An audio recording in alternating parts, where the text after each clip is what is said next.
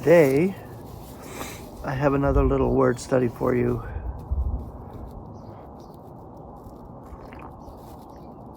Because I thought of admonishing.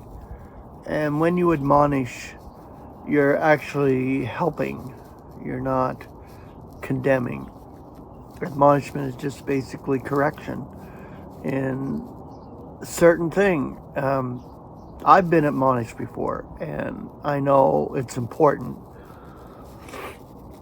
If we can do it in love, for number one, do it in love, and it's to actually bring a person, correct a person in the right direction. Our Apostle Paul did it a lot, and I've got the scriptures here. It's really not a lot of scripture, but it's a really good word. So, admonish or admonition, the Greek. There you go. I'm going to show it to you. If we can focus the camera in here. Yeah, right there it is. The English elements. Mind, place. Concordant scripture, 1 Corinthians 4:14. Not to be abashing you am I writing these things, but as my children beloved am I admonishing you.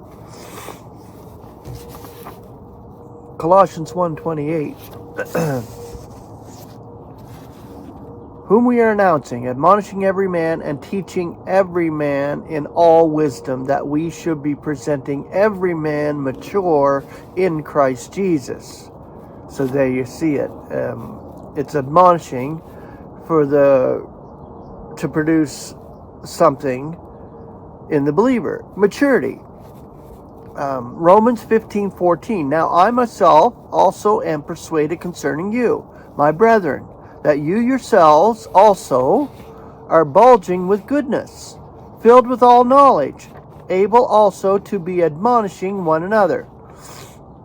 Colossians 3:16. Let the word of Christ be making its home in you richly, in all wisdom, teaching and admonishing yourselves in psalms and hymns and spiritual songs, singing with grace in your hearts toward God.